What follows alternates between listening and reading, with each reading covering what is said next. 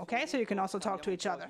Thank you, Giada. We're going to change our hats at this point. We're no longer presenters and moderators, but we also would like to give our input, give you some ideas and some advice along the way. So we've been talking about advice, but of course, out of the advice, you can choose what you want to do with them, because as Giovanni Pellegri and also our three speakers just said, you each need to find your own road.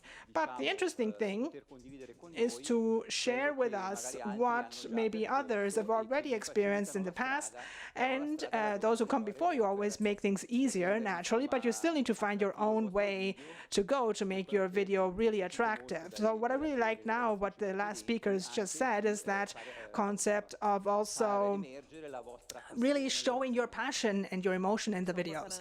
Right, and we could take this to our experience, which does not come from the university field. We don't come from the academic world, but we both come from journalism. And in fact, we have some former colleagues right here. I myself was working for radio and television, RSI, and you too, actually, right? And yes, I also had a brief experience as a correspondent. In fact, at the time, it was still called the Television of Italian Switzerland, and we also acquired, thanks to this experience, but also thanks to our practice in the field, a lot of automatisms, I think, that could be interesting and that we want to share with you. Yes, just a couple of tricks, and regardless, of course, of the means that you're going to be using to talk to an audience, we think the first point that we put in our 10-point list is to be very, very prepared about your topic. That's the same trick that is true, of course, for you as university students when you go to exams. The more you know about that exam topic, the better will it go at the exam, but the better will it be also easier, to improvise. And this is true for moderation. There is no badly prepared moderation where you can really improvise. So you always need to know a little bit more about the topic to be able to improvise or to react if there's anything that you didn't expect. So I think also preparation has the purpose, as you were saying, Andrea, that it's about being passionate. The more you know about the topic, the more you study, the more can you convey your passion. Yes, preparation is very important, and also the time we have available is never infinite, so we also need to know how to select the information that we want to focus on. And you know perfectly well the topic of your dissertation or your research. So one of the challenges when you do the video is to select the information that you think is most attractive or most interesting and that you want to convey to an audience of reference. And this is also what Giovanni Pellegri was talking about very well. So who are we talking to, right? Think about that. Are we talking to a public or an audience of specialists, or are we talking to journalists? Or in the past, we used to say, when we were journalists, we used to say, are we talking to the housewife from Voghera or to the postman or who, right? So is it a simple person I'm talking to, I want to tell my story to, or simple in the sense that it's not a person with our own competences? Then we need to tell it one way. We need to make the person interested and passionate about what we're saying, but we need to prepare very well to be able to reach that target, right? Yes, in fact, I think it was very good idea that we started talking about science, because that's something that I know very little about, for example. And when Giovanni was talking about astronomy, that's something I'm very passionate about, just like many of you, I'm sure. Maybe just because space is not just science, but it's also the space of our emotions.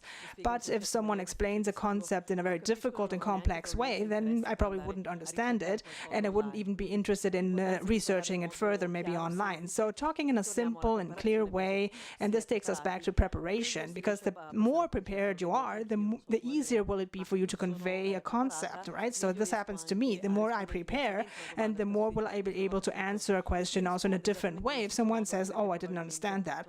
So if I'm able to explain it differently, that's probably because I understood it very well, right? If I can't explain it, then it's because I haven't understood it fundamentally. And this happens, unfortunately, even in university. Yes, and as we are journalists, we are, of course, experts in mediation, so we mediate between experts or specialists and the wider public. And as mediators, if we want to be good at what we do, we need to be able to go into depth with a topic. I'm sure you've been in the experience when you read a text, right? And there are some points or passages you don't understand, and then you just let the text go. But in the end, you always want to go back to these famous black boxes that we didn't understand in the beginning, but those may be exactly the ones that help us to allow the wider public to understand it.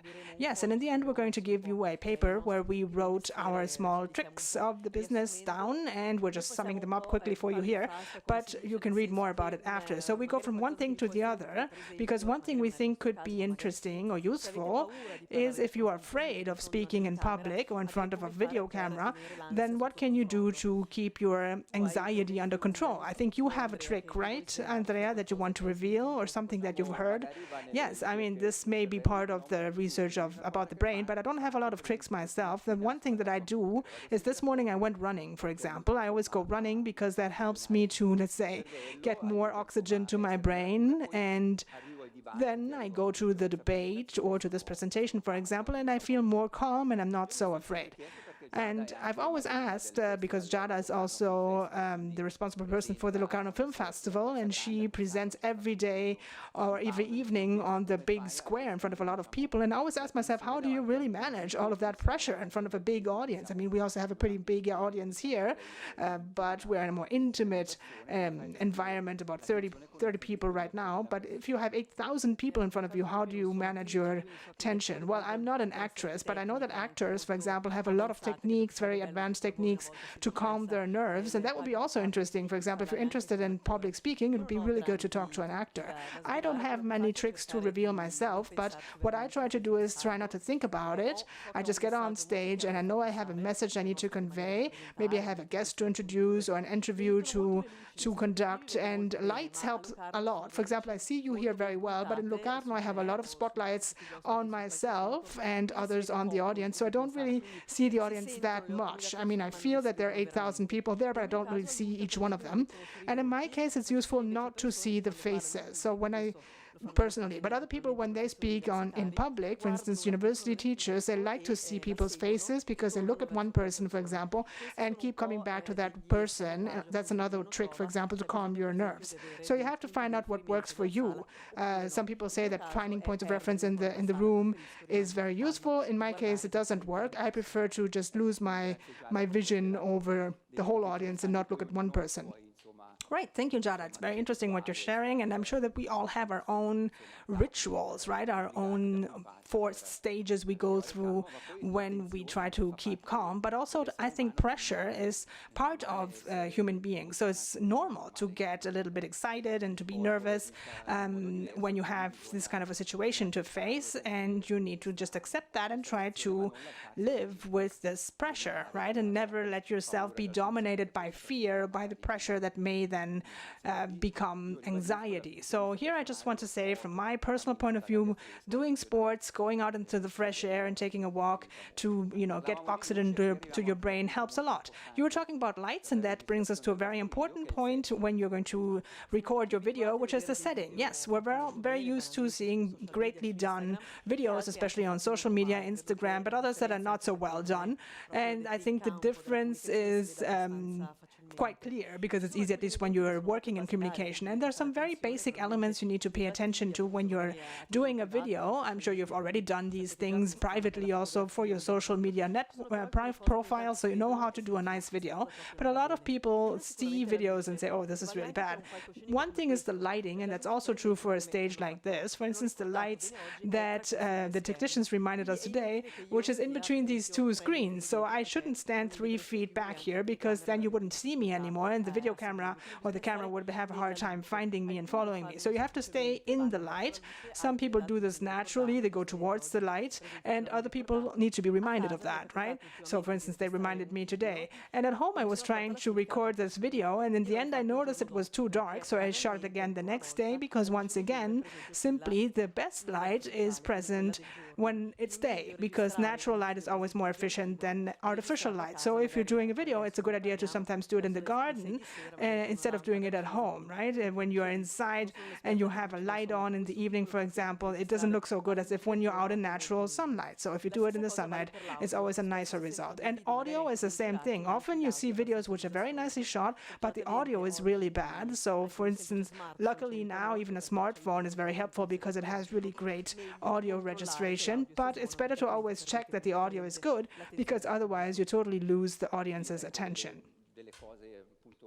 Right, so these are some of the basic fundamental elements of a good video, but I think they can be useful. Then, of course, you will also have a mentor who will be helping you during the the recordings, so, and also a whole team. So the other important thing is verbal communication. We talked about this already.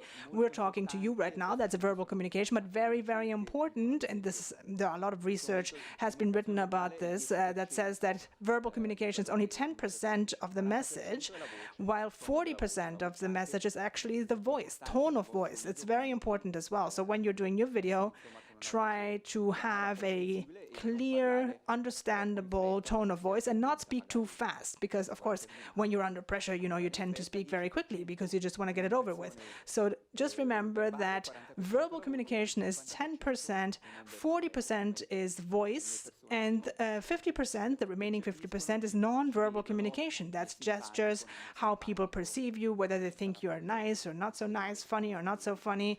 And also here, we're going to talk more about this later when we hear our following speakers. But when we see on the news, for instance, a presenter who in the first, before they even speak, we get a first impression. And that is almost the most important impression. So being spontaneous is important, but also when you see yourselves in the video, always pay attention to your tone of voice, to your gestures, and you will be able to, the more you record, of course, the more you will improve. In fact, the more I think about it and talk about it, I'm also thinking that I'm making a lot of mistakes right now. Gestures, for example, are very important. And as I was working in television, I noticed that when you gesticulate a lot with your hands in front of the camera, that does not help, right? So I am Italian, unfortunately, and I gesticulate a lot with my hands, and that does not look good on television. So if there were no cameras right now, but we were talking to, I don't know, an audience just in this room, in this stage, these gestures would be very nice because I'm talking to an audience in the theater or in this conference room. But if I was talking on a video and you're watching me on your smartphone, then if you keep seeing my hands going like this, that would become kind of disturbing. So these small things are something you should be aware of, so you look more professional and it looks like you've been doing this your whole life. Yes, that's a very important point. And just to go back to the text, in fact, when you're going to be recording your video, I'm sure you will have prepared a script or a summary of your research that you want to talk about in the video, and also maybe accompany with images, or yes, that you can add in the post-editing and so on.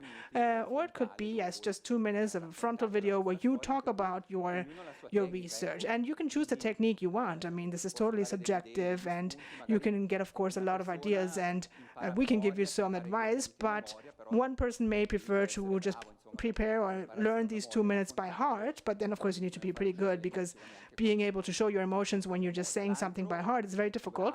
And another person may be better at just, talking freely, or maybe he's just more used to speaking to people in public or whatever, and you just write down a couple of keywords on a piece of paper, and with those keywords you're already able to hold a whole speech. For instance, right now I'm just writing moderation, preparation, and jada, and I already know more or less in front of the mirror. I can even test this and rehearse, and I can understand what more or less I should say. You can do this also. You can rehearse in front of the mirror or with a friend, and it's really important to rehearse. And then maybe also you don't need to go totally by heart or with a script, but you just visualize. Another technique that is very strong that I also use is visualization in your mind. So you try to imagine what you want to say in terms of images, and these images help you when you are trying to say your whole speech. One time, for instance, we had the Red Riding Hood. We were talking about Red Riding Hood before, so I see in my mind Red Riding Hood and her grandma, and that image helps me to remember that we were talking about Red Riding Hood just now in the previous talk, right? So this is also easy for you because it's not a live video, so you can always edit it. You can record it first, then you can watch it again. Maybe you don't like some parts, you can reshoot those parts of the video, edit it in, and so you're totally free until you reach a convincing result that really satisfies you. Yeah, in fact, this is a piece of advice which maybe I would like to give you that I think is useful, is you should feel comfortable. For instance, I'm wearing heels today, and if these shoes were more uncomfortable, I'm sure you could tell that even on my face, and I'm sure you do see it because I've been standing here for a while. But anyway, these are small things, even the way you're dressed, your hairstyle, where you're sitting, all of this has a strong impact on the final effect, also for the spectator. So if you're not feeling comfortable where you're sitting, for example, even if it's a chair, then it will be able to, the spectator will be able to tell, okay? And this is something you notice a lot also in television, and it has to do with set design. There are some chairs that look like they're very uncomfortable, so it's better not to use them on TV, because the viewers at home will actually see that you're uncomfortable. But this is also a metaphor, because you should take your own space. That's what you say in the lingo. So when you get on stage, when you stand in front of a camera, you should say to yourself, okay, this is, I feel at home, I want to convey a message, I want to feel comfortable, and I have the right to be here because they've chosen me, because I'm the person who knows most about this topic or whatever, or because I'm most passionate about this research, and you should enjoy those minutes that you are talking in this video. This may be the best advice we can give you, and this is also what guides us in our career.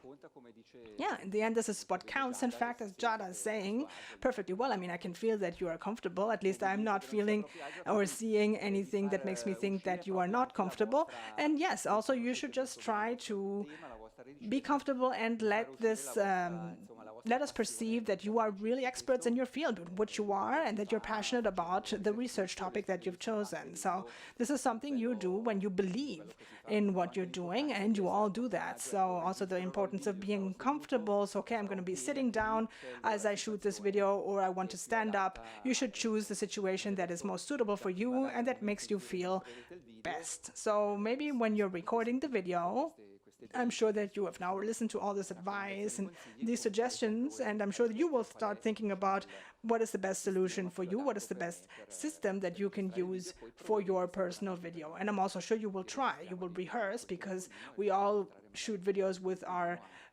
smartphones today, so I'm sure that you are very used to doing this, and you will try it a couple of times before you shoot the final video. Another thing that's important is, yes, watch the video you've shot, right? I'm sure that there are a lot of occasions where you have to go live and you won't be able to watch the video and revise it, but I'm sure you've also going to hear a lot more things during the course of your studies, and a lot of experts are going to be telling you what to do. However, I think you should never be too severe, never be too strict with yourselves. This is a job that you can learn. It's something, and I'm saying this especially to the women, because women are particularly hard on themselves, and we kind of put obstacles into our own lives, because in this male world, I mean, we often feel inappropriate during a moderation, maybe because there are very important male guests present or whatever, or simply because we say, oh, I should have done that better, you know, or if I had done this differently, which is a good starting point to improve, but you should never be too hard on yourself, because I'm sure that if you do what you do with passion, you're always able to reach your goal. Yes, excellent, Giada. So to conclude, I think we should just try to have fun, because we're going to do this video, of course, because you've been selected, but we also want you to have fun. And another sentence that I remember that they told us when we were doing the public speaking courses at the Italian Switzerland Television, which is now called Radio Televisione Svizzera, Pellegrini, who was one of these theater experts who was doing this course, said that you need to be the best form of yourself. Be yourself in the best possible way, to the best of your possibility. The rest doesn't matter. So good luck for your video and for your research, which we will